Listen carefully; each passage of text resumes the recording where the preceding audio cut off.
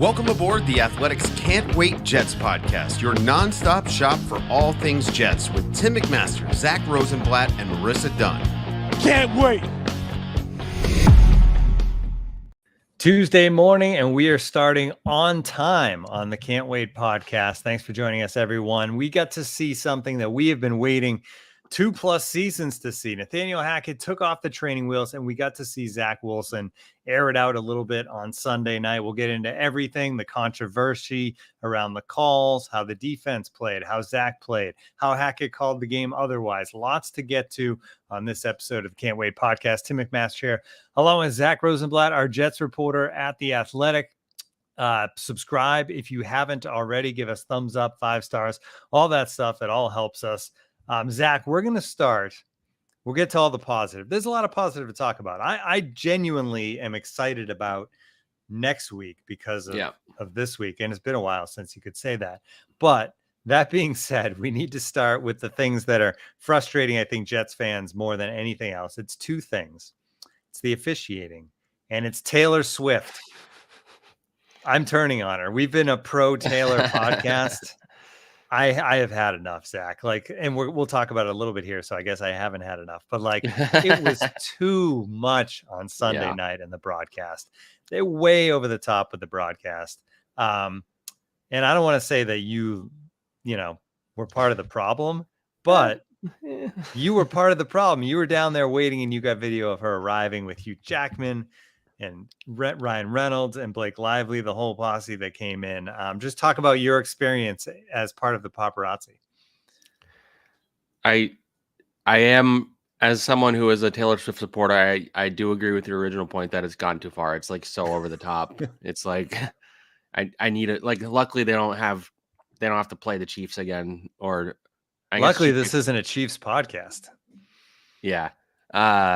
It's definitely become a little too much, and I knew that Jets fans felt that way when I saw how angry they were when I posted a video of her leaving MetLife on Sunday night. Though I'm not ashamed to admit that I did that purely for the Swifties and for my to get that tweet going. Well. Yeah, I get it. I get it. It was a shameless tweet, and I knew that Jets fans were going to be mad at me when I did it. And just as in the immediate if you looked when I immediately sent that tweet after the game of her leaving, alongside Sophie Turner, who is Sansa Stark, who's living in her apartment. I was like, yeah, that's the rumor. I was legit ratioed by Jets fans, being like, not now, Zach. Oh God, will you stop doing this? You're a football writer. Blah blah blah. I get it. I'm not going to be doing it anymore unless she randomly shows up to a game I'm covering, I guess. But yeah, so just to paint a quick picture, before the game. Sometimes Connor and I will go and film arrivals of guys showing up to the stadium. It was more exciting last year when Rodgers was still around. I figured yesterday, since I get to the stadium so early anyway, I was just going to wait by where the Chiefs come in.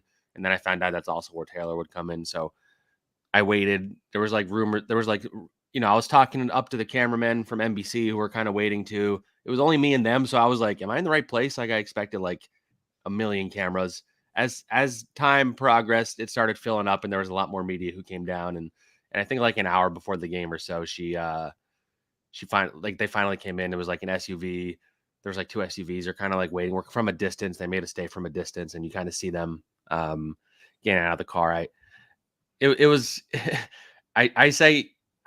waste so much time before the game anyway. I'm whatever. I'm waiting, and I'm going to see a celebrity and someone I'm a fan of. And on top of that, Ryan Reynolds and Hugh Jackman, who I'm also a fan of, and Blake Lively was there. And I maybe was the only one to recognize him, but Anthony from the show Queer Eye was there in that crowd. And I think there was other famous people I didn't recognize that Swifties in my mention were pointing out. It was a surreal experience because, we're around celebrities all the time covering the NFL. I've been in the same, area vicinity as a celebrity. You see them walking by or something like that. But just I don't know. I kind of wanted to do all that just so I have the memory of doing it a few years from now when I look back at my Facebook memories and I see that I had this video of Taylor Swift walking in. But I will say, and we'll get to the actual game in a second. I know everybody's probably mad, but the one thing I was upset with myself about is that apparently Paul Rudd came walking through the press box, and I missed that. And as much as I'm a fan of Taylor Swift, I'm a big fan of Paul Rudd. Yeah. And Jeremy Strong from Succession was also in the building. Like if I could have seen Jeremy Strong or Paul Rudd, I would have waited 3 hours for them easily. If I could have gotten a selfie with Paul Rudd, like he just like the most likable man in America, and there's not a single person that does not like Paul Rudd. If you do, then there's something wrong with you. So so it's funny because I think in week 1 the Jets tried hyping up how many celebrities were going to be there, and it wound up not being anybody that was like an A-lister. And then yesterday with Zach Wilson starting at quarterback on Sunday Night Football, it was maybe the most celebrity-filled MetLife has been, other than a Taylor Swift concert, like, in a long, long time. So it was non-football stuff, but it was fun for a moment until everybody got angry. And then we're going to tie this into the football now, because a big thing, especially yesterday, because the NFL, as we talked about, has been so over the top with the Taylor thing. All their social media accounts are like embracing it. It's like they're 2-0 since the Chiefs became Swifties. And when you combine that with the fact that there were some questionable calls and non-calls late in the game, Jets fans have started to call it like, this is all part of the script. The NFL wasn't going to let the Chiefs lose in front of Taylor Swift. And now you have Chiefs fans fighting back. So it's become a whole controversy just purely because of the NFL going so over the top, embracing Taylor. And you get why they're doing, because they made a lot of money off her in the last couple of weeks. But Jets fans are not business. It's going to be the last time we talk about it in the context of just, at least for a little while, because I'm sure at some point Marissa and I will bring up Taylor again. But for now, I'm not going to talk about it anymore. I apologize to you guys. There you go. It was requested in the chat. Zach, just apologize and move on. That's what we're doing. So we're moving on to the officiating, and we were talking about it before we get started. Like, there's bad calls always, both ways. This game was no different. There was certainly questionable calls that went in the Jets' favor as well. Yeah. But when two seemingly obvious calls happen late in a game this close, and everything you just said, and you have a fan base that has a lot of angst to begin with, like it blows it up even bigger. And the two main calls, obviously, Sauce getting called for the hold on what would have been the third interception by Patrick Mahommes, would have gotten the Jets the ball back in great field position with a chance to go down and win the football game. And then the other one, no hold called on the Patrick Mahommes run, where Jermaine Johnson was. And to me, this one was worse than the Gardner one was out in the open field, but in real time, it was kind of hard to tell how much he had his shirt or anything like that. But I mean, Donovan Smith had Jermaine Johnson wrapped up for 4-5 seconds, clearly in the open, and then Patrick Mahommes runs for the long first down. Those are the two main ones. A lot of anger. The league hasn't said anything yet about those, right? No, I'm sure that'll be leaked from somebody via the Jets if they tell the Jets that they were wrong again, because they did that with roughing the passer penalty. I don't know what that does exactly, other than get everybody in the fan base. It just gets you more angry, right? But what I'll say about the Sauce thing, and it's been covered quite a bit by Sauce, went into detail about it. Patrick Mahommes, he responded to a Patrick Mahommes quote where Patrick Mahommes was arguing that it was clearly a hold. He said it was 15 yards downfield, and that he had him around the neck, which none of that is true. But. Yeah, no. 2 points here. So I agree with you that if you watch it in the moment, it did kind of look like holding, but Sauce had been doing that all game, and they decided to call that penalty late in the game. And the bigger problem was they didn't call it until after the pass was intercepted. It's not like they called it when it happened. So that was the biggest issue. And that's where the controversy that everybody is saying that it's fixed is because they waited and then they did it. It's like Sauce after the game used an example of when you're playing pickup basketball and you're going and you go up for a shot and then they're starting to go up the other way and you call a foul. That's kind of what happened. So you can't do a delayed penalty like that. That's just wild. And I feel like those plays honestly should be reviewable. I know it would slow things down, and they would never actually overturn it either, because true. Yeah. But the Jermaine one, to Jermaine's credit, just to paint a picture, when we walk in the locker room, a few reporters approached him. He was clearly angry. He was staring at the ground, looked like he was ready to fight somebody, not like us or anything, but he was very angry, to the point where the media PR person understandably told him to go take a shower first before he talked. And then when he did, he is a very mature person. His answer was I need a, whatever happened, I need to point, the thumb at myself and think about what I can do to put myself in position to not get held or whatever. I think he's, being political, professional, whatever. But he has a legitimate gripe because that was absolutely insane. I think I saw somebody make a point. I don't know if it was a former NFL player or if it was just somebody on Twitter that if Jermaine could do anything better, it would be to be more dramatic about the fact that he's being held. So the officials like fall down, basically, or like throw his arms up, like whatever. Like you have to make a scene sometimes. It's unfortunate that you have to do that, but right. Like that was a crucial. I mean, there's no guarantee that I don't know what I was about to say, but anyway, so Patrick Mahommes runs for 25 yards on 3rd and 22, and that basically clinches the game plus the penalty that wasn't called. Plus the sauce penalty. But yeah, I don't know. That was a really bad look, especially in the moment because everybody in the world that was watching that game could see it. Even Swifties who are watching football for the first time could see it. And so those are legitimate gripes. But as you mentioned, I get being angry about the officiating because the Jets have had more than a few already this season, questionable things. They're JFM, roughing the passer. But ultimately, they didn't lose that game because of those two penalties. They just are the most obvious thing because of when they happen. And we're going to get into all the stuff that happened. The Jets put themselves in a 17-0 deficit. Zach Wilson fumbled it late in the fourth quarter. There was the Connor McGovern penalty that ruined a drive. There was the Michael Carter drop. Zach Wilson missed Garrett Wilson when he burned a corner one-on-one down the field. That would have been a touchdown in the end zone. There's moments too in the end zone. Yeah, there's moments throughout that game. They missed a lot of tackles. The defense. There's just a lot of moments that, in reality, are why they lost. Could they have won if the officials called things their way at the end of the game? Certainly, especially that interception. I think there was, I believe it was Michael Carter in the Patriots game last year where he had an interception that was called back because of a roughing the passer penalty. So Michael Carter has been screwed out of some pretty important interceptions in his career already. But yeah, they didn't ultimately lose because of those penalties, though I get why fans are mad because a win over the Chiefs would have changed everything in theory. The Broncos game, which we'll get into later in the week, will still dictate how the season goes. I think whether they won the Chiefs game or not, but if they win that Chiefs game, everybody's talking about this team differently. It would have been a monumental upset, on par with as any that the Jets have had in a long, long time. They were 9.5 point underdogs, I believe.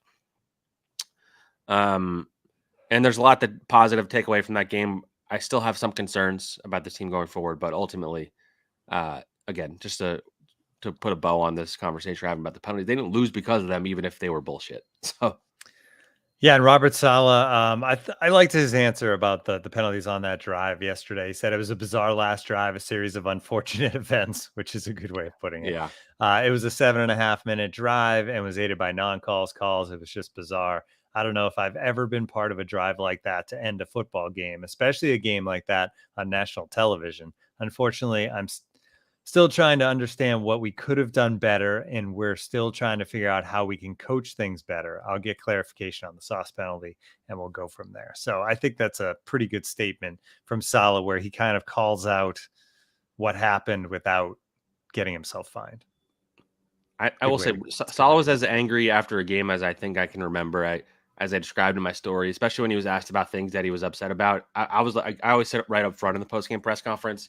He was gripping the side of the lectern with one hand, and then as he would be asked about the sauce penalty or the Jermaine hold or whatever, he'd just start knocking on the table, because he had all this anger inside of him. He was just ready to if we had maybe poked a little bit more, he might have exploded. Because he even kept kind of did explode on the field. To be honest, he did. He got an unsportsmanlike penalty, which you don't see very often from a coach. And I will say he kind of kept alluding to it. We thought if we got that ball back, we were going to score. He was talking like that. He just felt like we were robbed of an opportunity and all this stuff. That's Saleh being Saleh. But yeah, that was as mad as I've seen him. And I think some fans have interestingly been they kind of wish he just would go all out and flip out about this, at the podium, and take the fine. Or I even saw someone suggest Woody should pay his fine and just let him mouth off because he's been holding back more than he maybe did last year, I would say. I think Saleh has tried to learn his lesson. I could see him at some point not being able to hold in what he's feeling, because I think he's been frustrated both with officiating and with like the coverage of his team and stuff, like feeling like people are overcritical of them or whatever. But yeah, that he was angry, and you kind of understand why, but at the same time, you have to, probably focus on the things that they could have done better. Yeah. All right. Let's get into the game a little bit more. Let's get into Zach. We've gone this far. We haven't really dug into Zach's performance, which was really good. 28 of 39, 245, 2 touchdowns, no interceptions, 105.2 rating. It's the best rating of his career. It's the second time in his career that he's ever had a rating over 100. The other time was the win over the Bills last November, which was a lot less throws. He barely threw it. Yeah. It was just big plays, right? That like, well, so they ran the ball. That was like James Robinson had a good game that day, which feels like years ago. But feels like if you compare those two games, it's not even close. That this was such a better performance. And the main thing you wrote about it, I think it was a week ago, playing scared, right? Calling the game scared, playing scared, not wanting to make mistakes, not wanting to lose. None of that was going on Sunday. This team finally, and let's hope it stays this way. But from Hackett to Wilson, you could tell they wanted to make things happen. We'll get into Hackett specifically and the play calling. But as far as Zach goes, the other thing that stood out to me, Zach, was they're down 17-0. That's the worst time for a quarterback to have a great performance, right? Because like the defense knows that you have to throw the ball at that point. Yeah. And he was still able to be really effective, mainly second quarter, third quarter. He was lights out. So they definitely were playing with less fear. I still think there was like some fourth downs. I thought they should have gone for it. So like, there was the fourth. Yeah. The 4th and 1 where they tried to draw them. That was, and then they missed the field goal, which actually was another moment that I didn't mention earlier. Like if they make that field goal, it's a different conversation right now. But yeah, this is a thing that the fans have been screaming for, that I've been saying, and as you alluded to, they were like, it was like the chicken or the egg. Like the Jets were so scared of Zach Wilson making mistakes, and Zach Wilson was so scared of making mistakes as a result of it. Like which came first, Zach making the mistakes or the team being scared of him making them or whatever. But they did all the things they've needed to do this whole time, and you hope that they don't revert back to what they're doing the last week. You need to get Zach out of the pocket. You need to do play action. You need to get him on the move. You need to throw in some trickery. They did some end arounds and a flea flicker. Like they didn't all work, but you have to at least try. They were so boring through 3 weeks.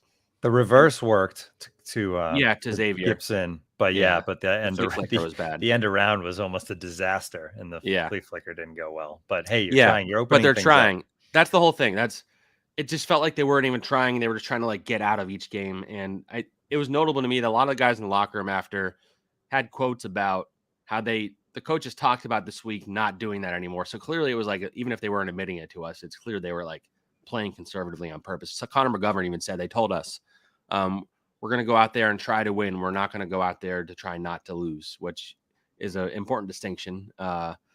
And, even Randall Cobb, I don't think people have admitted this out loud, and maybe it's because Zach played well that he was willing to. Randall Cobb said to me and a couple other reporters that it seemed like Zach was afraid to make those throws that he made on Sunday, but he has the ability to make them. So like everybody knew that he was afraid to make them before, but like you saw what it looks like when he's playing without fear. And I don't know what it was. I don't know what, maybe Aaron Rodgers being back and talking to the team the night before. Like, I don't know what it was that got Zach out of his like fearfulness of like messing up or whatever it is, but he was playing with a little freedom. I had a story up this morning about how they need to open up the offense like this going forward. And like the 3 words that I said can save the Jet season is something that they all said in the locker room. Saleh said is let it rip. They need to let Zach let it rip. And it's not always going to be pretty. He's probably going to have some turnovers maybe. But this team is right now 1-3. Like we're celebrating his performance, and they could lose another game in the season is, maybe over, not over, but you know what I mean? Like it's hard to bounce back from that.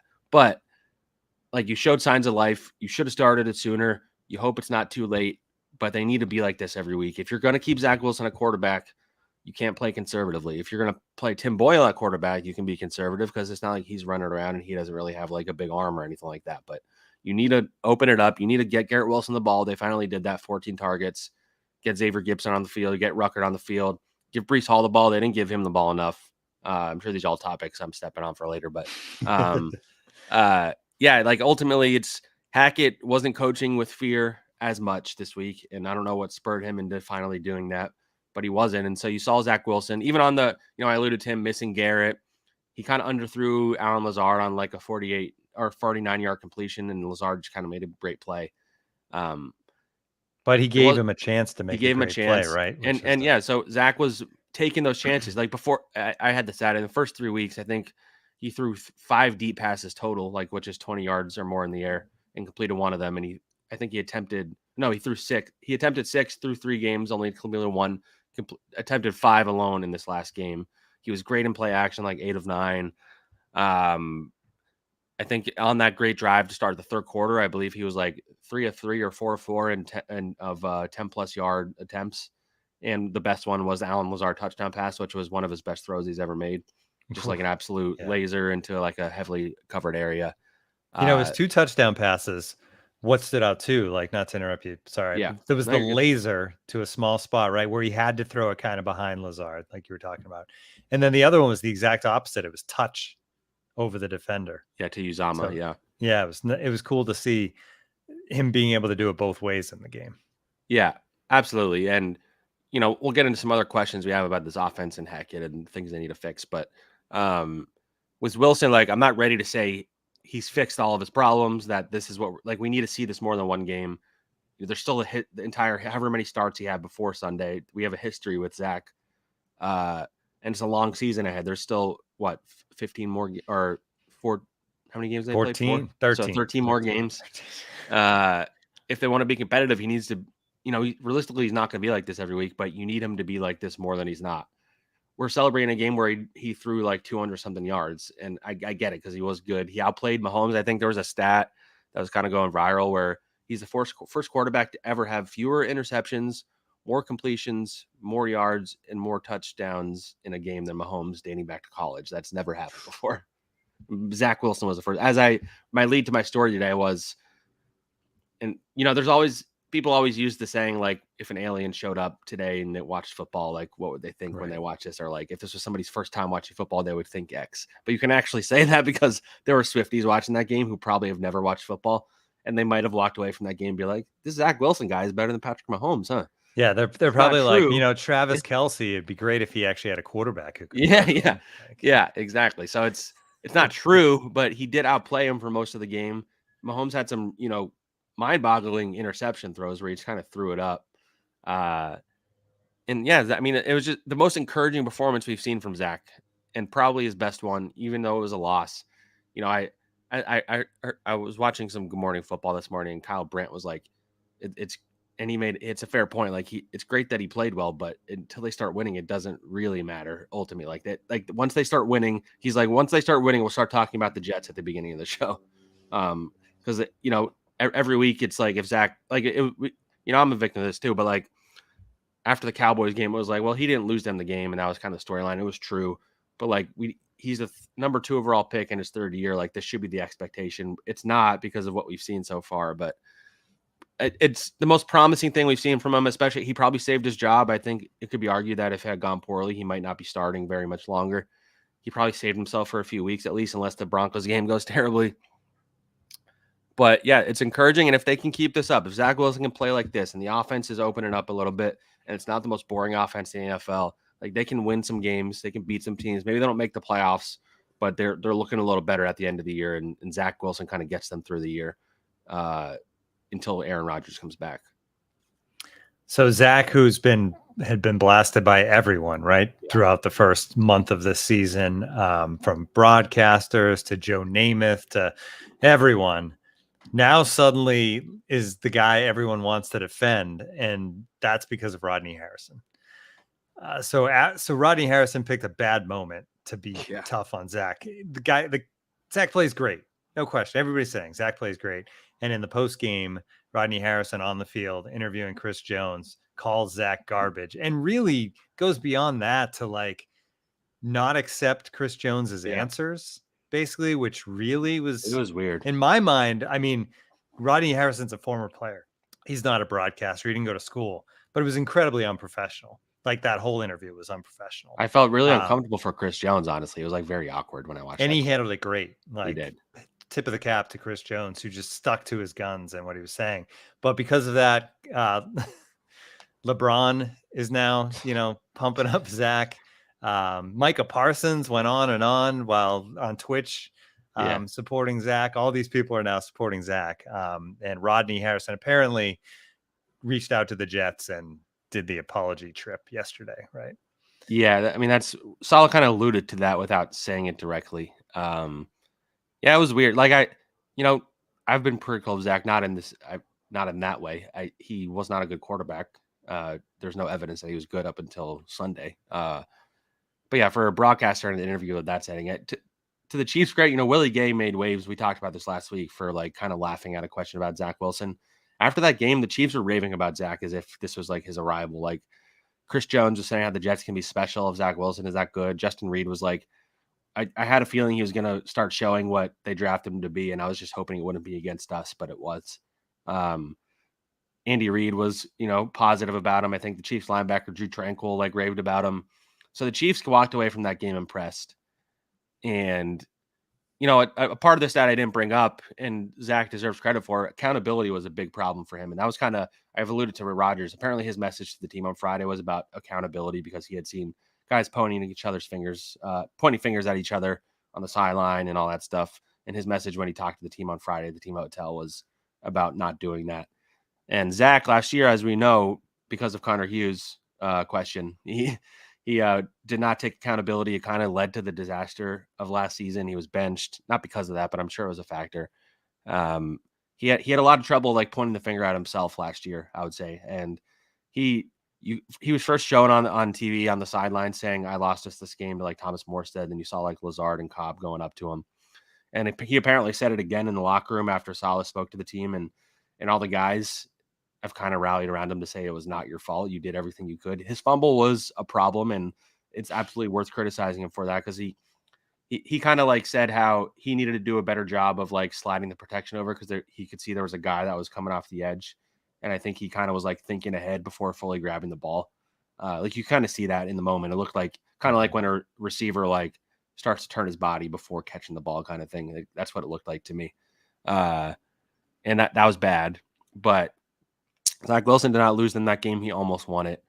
And his accountability is absolutely worth celebrating. And, whether it amounts to much going forward, he can be accountable, but if they keep losing, then it's going to fall on deaf ears at some point. But if they win, then it looks like he's ready to finally be a leader, which, he was voted a captain last year. But it seems like he's more ready for that role now than he was before.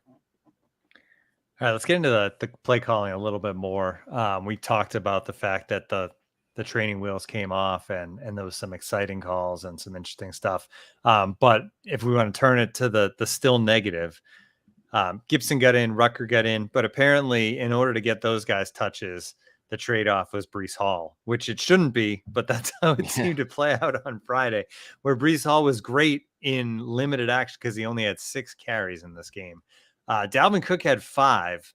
Yeah. At this point, Zach, I think we can just give all 11 of those to Breece because Dalvin Cook is not who we thought he was. Yeah, I think that's the biggest takeaway more than Xavier getting touches at the expense of Breece. It's more Dalvin Cook and even Michael Carter to an extent, but Carter's looked better than Cook outside of his drop. Cook has been absolutely brutal. He looks like he's running in quicksand when he's out there. I don't know where the player is that, was one of the best running backs in the NFL for the last 6 years in a row or whatever it was, where he had 1,000 yards every year.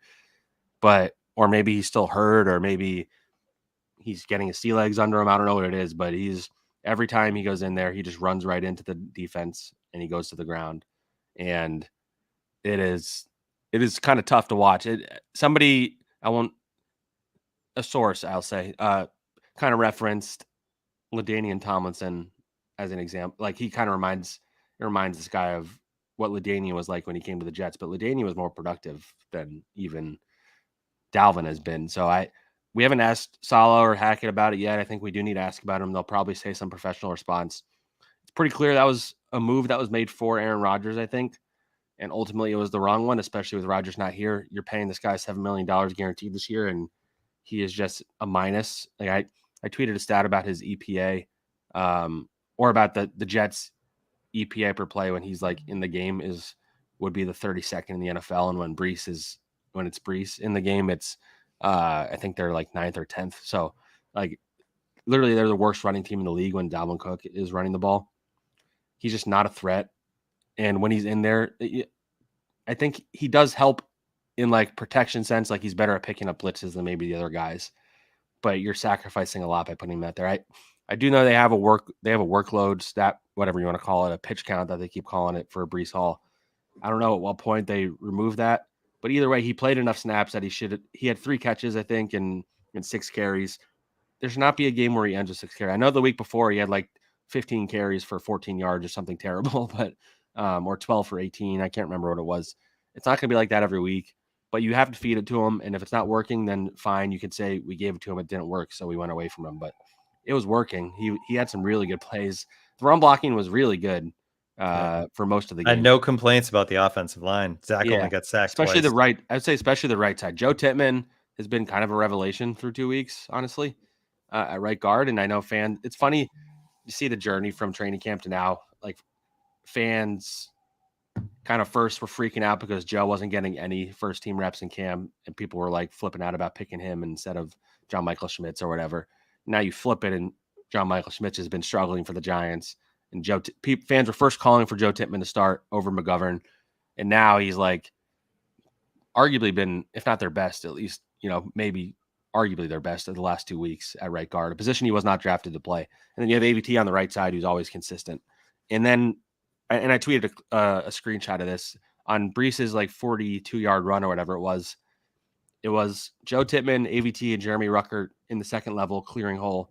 Tyler Conklin slipped at the end of it. Otherwise, it might have been a touchdown run, because Tyler slipped right before the other guy that tackled him. But and we'll get into Ruckert. But yeah, the run blocking was good for Brees. They need to give Brees the ball more than Dalvin Cook. And Dalvin Cook needs to be eased out of the offense until he's ready to like actually contribute, because right now he is an absolute minus, and he kind of just kills every drive when he takes the ball, and they're kind of in a groove and they put him in there. One thing that hasn't really been brought up, and I've been thinking about it the last couple of weeks, at some point, like, why not bring Izzy Abanikanda in the mix? He has actual juice when he runs the ball. Whether maybe you don't think you can make Dalvin Cook inactive because, of his name and the money you're paying him, but whether it's for Michael Carter or somebody else, like I would at least have Izzy active on game day. And if Dalvin Cook cannot get anything going and you don't want to play Brees Hall the full workload, give Izzy some snaps. He showed some flashes in training camp and the preseason of like his explosiveness, his agility. Michael Carter does not have that, and Cook does not have that. And when your offense is flowing, and maybe they don't trust Izzy yet, but you drafted this kid. I thought he was going to play more than he wound up doing. I didn't know they were going to get Cook at the time, obviously, but I think he would be the one that, if you're not going to give Brees more carries, then maybe give some of Cooks to Izzy. Yeah. You mentioned Ruckert. So Gibson, I thought they used the way he should be, right? It's not like they were looking for him in the passing game, but the end around, the reverse, the little plays to get him in space was great. Ruckert, a couple catches. He had a great catch on the sideline. Yeah, and a good job blocking. Like all around, he seemed like he fit in that offense. Yeah, that's another one where it felt like sometimes the Jets and this has been for years, and Jets fans obviously know this better than me since I only just started following them last year, but it does seem like they just sometimes put one hand behind their back when they don't have to. Like, why wasn't Ruckert playing more? Like he's the best combination of blocking and like athleticism receiving that they have at tight end. I do wonder at what point does he become the number one tight end, because I think his ceiling, I like Conklin. I think he's better than fans give him credit for, but I think Ruckert has a higher ceiling and he's a better run blocker. So I think Ruckert should replace Uzomah as a number 2 at the very least and start playing some as a number 1. I think him and Zach Wilson clearly have a connection, because that throw and catch was really, really good. And yeah, so I was very encouraged by, I think Ruckert played 25 snaps, which was more than Uzomah.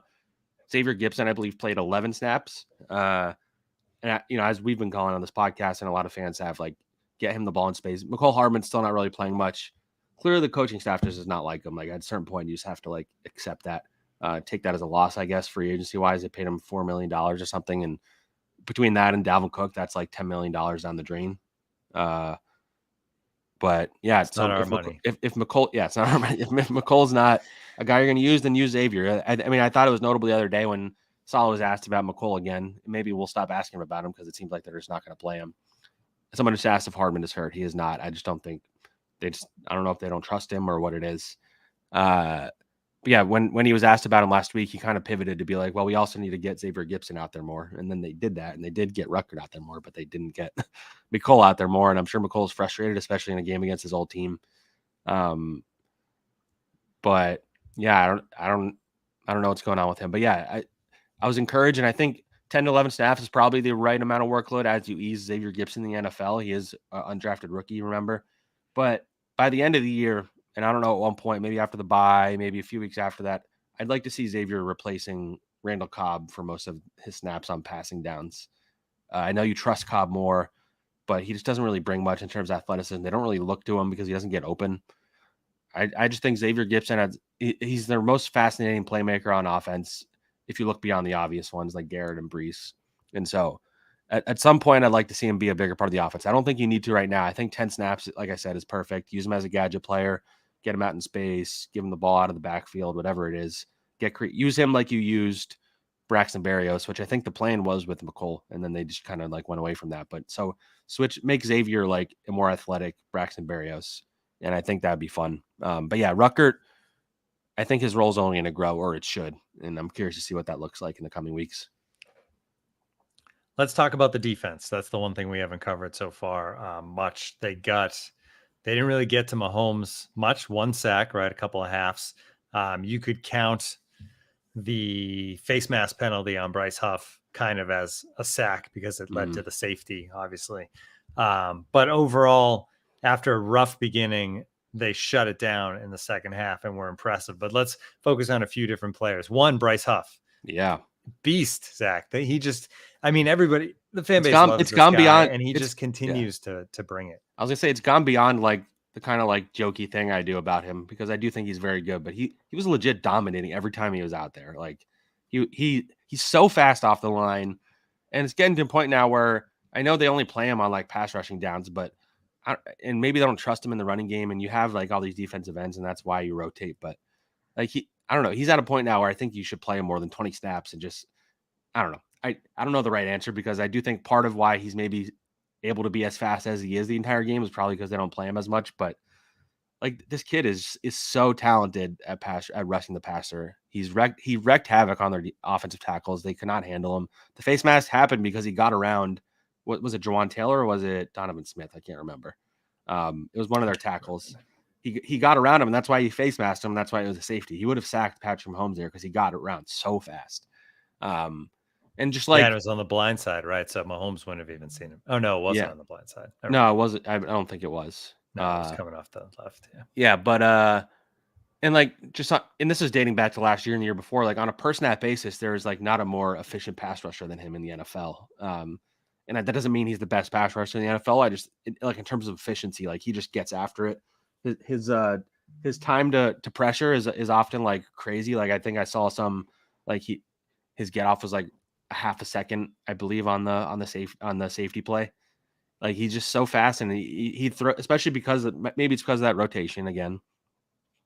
But he just like catches the offensive tackles off such guard because he's so fast and explosive, and so he's been like a revelation until the point where if the Jets don't lock him up to an extension, maybe he doesn't want to sign it yet. Like he's gonna make a lot of money in free agency because he's not getting the sacks, which is the one thing that you can knock on him, but I don't think it's his fault. He's forcing the quarterback to throw it away, or he's hitting the quarterback. And if they're going to get rid of the ball that fast, it's going to be impossible to sack them. And so when he's in there, they have to get rid of the ball quickly, otherwise he's going to get to them. And none of their other defensive ends have impacted the quarterback like he has. I think other guys have done good things. I think JFM has been pretty good. Jermaine's been up and down, but he's been good in the run game. Will McDonald, when he's played, has kind of been invisible. I think he's still kind of developing.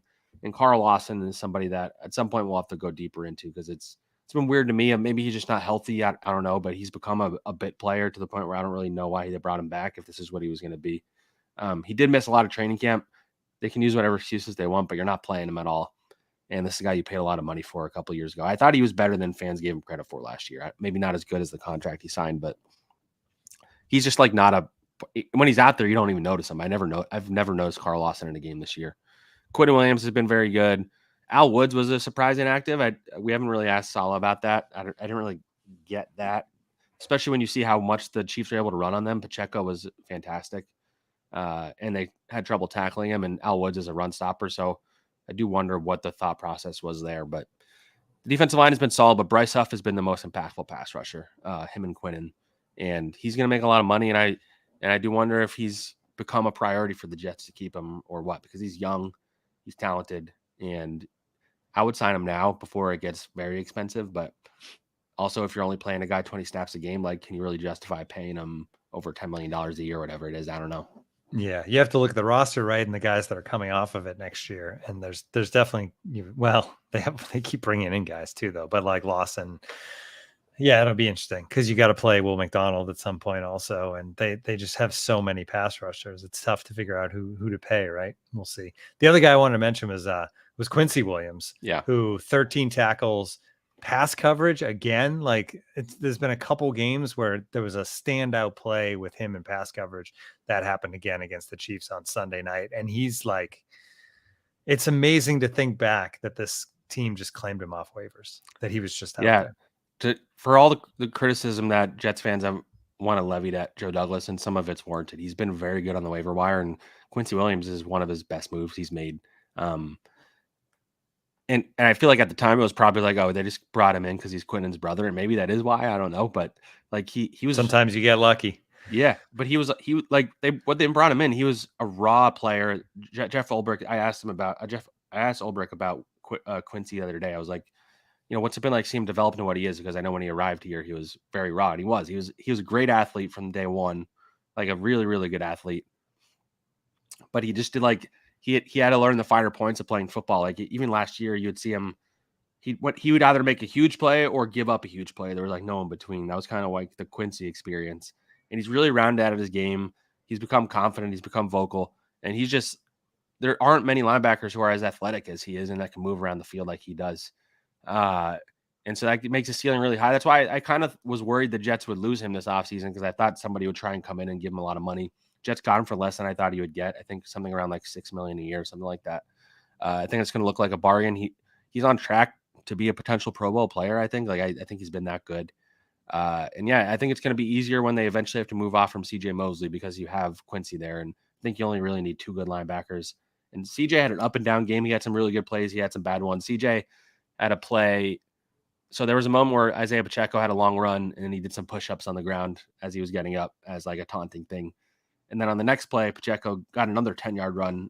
CJ tackled him and then did push-ups as like a taunting move back to him. But I don't know if you realize that he gave up a first down. But yeah, anyway, Quincy, like at some point I want to do maybe at the halfway point of the season, like who the 10 best Jets are based on what we've seen. Quincy would be in the top 10 as a Bryce Huff, but Quincy being in the top 10 is not something I would have necessarily predicted. So the Jets deserve a lot. Mike Rutenberg, their linebackers coach, and Jeff Ulbrich deserve a lot of credit for what they've built up with Quincy. Yeah, he's saved a lot for them. Their tackling was an issue. I don't remember him really missing tackles, and more D linemen in the back end. Jordan Whitehead had a rough game, like a really rough run, both in coverage and tackling. But yeah, Quincy has been, I don't know, you could argue their second best or third best defensive player. I think Quinnen's still been their best, even if he hasn't gotten a sack. Sauce and DJ have been pretty good, but Quincy is right up there with them. All right. And the one thing negatively on the defense, they did fall behind 17-0 in this game, including a huge touchdown run, which made me think back to the Patriots game and the huge pass where you just have a guy running free. This one, he just broke through the initial line, and then there was just no depth to the defense. Communication breakdowns back-to-back weeks for huge touchdowns. Yeah, I mean, that's been an issue dating back to last season. Whenever they give up big plays, it's because there's miscommunication on the back end. I don't know if that's a fault of the corners. I don't know if that's a fault of Jordan Whitehead, because he does seem to be the guy involved in a lot of them. Tony Adams was out, so Adrian Amos started. Ashton Davis played and got an interception. Nobody wants to talk about Ashton when he makes good plays. I've noticed they only do when he gives up big plays, which probably more in his career he's done that. But yeah, the back end mental errors are a problem, and that comes down to coaching ultimately if they keep making those mistakes. And I think the coaching staff would agree with that. But They need to fix that. And the tackling was like just absolutely brutal, and especially in that 17-0 start. They could not bring down Pacheco. I think they missed a couple of, I forget. I think it was like 12 missed tackles total on PFF or something like that. It was bad. They need to shore that up. I forget who it was. There was a play. Oh, I just thought of it. There's a play that kind of went viral. I didn't notice it in the moment. I watched the replay after where DJ Reed was coming at Patrick Mahommes 100 miles an hour and should have had an easy sack, and he just ran right by him. Like it was as if his brakes broke, or he was just going so fast that he couldn't stop himself. He got in such position that it was like a free sack, and he's like, wait, this is way too easy. What's going on? And then he missed him. Like that was bad.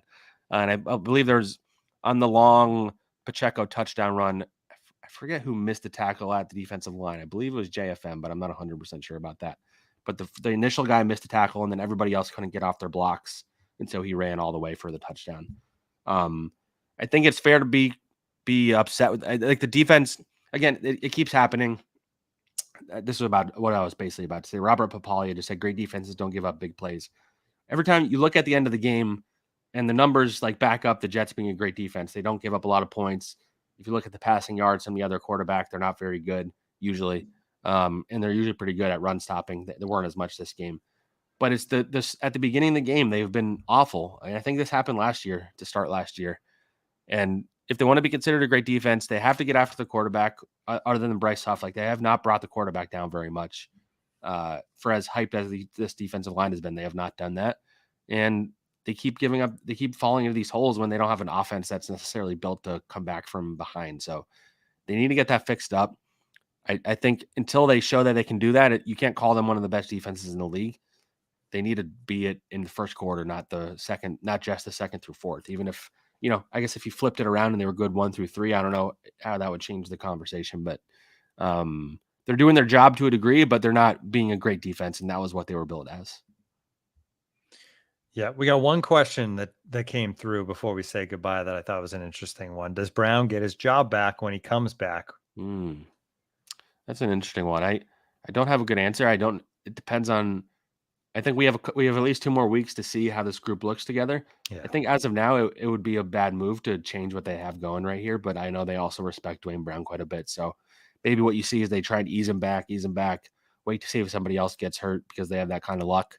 I do think Mekhi has been more up and down than maybe people are talking about, but he's been good enough to keep in. He was better than Dwayne was those first couple of weeks. So that is going to be a topic, and it's going to be something we're going to have to ask Salah in a week or two. But the offensive line has, I think they've been pretty solid the last 2 weeks, and you couldn't say that at the beginning of the season. So progress is good because they were really bad. All right, is that it? Anything else, Zach? I think we hit it all. No, maybe we'll figure out. Oh wait, no, your bad takes exposed. Oh yes, that is true. Yeah, so I have a tweet from 2021. It's kind of an annual tradition for Eagles fans to bring it up anytime Daniel Jones has a good game. Nobody's gonna believe me when I say this now. A few years later, I did it. I was covering the Giants at the time after I just covered the Eagles. Eagles fans used to get like so mad at me. Giants fans would call me an Eagles fan. So I sent a tweet. The goal was mostly to troll Eagles fans. I went a little too far with it, and I tweeted that. I forget what the exact phrasing. It's on All Takes Exposed if you want to go look at it.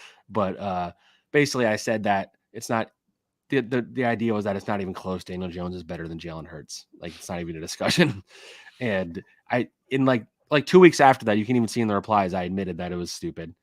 And every year since then, multiple times a year, Daniel Jones will have a terrible game while Jalen Hurts is, one of the best quarterbacks in the league. I acknowledge that. I know that. I even knew that he had the talent at the time. But every time they come back and they come at me, and I think they always are a little surprised that I respond to them and say, like, you're right, this is a very dumb tweet. Like there are some people who are saying I should be fired.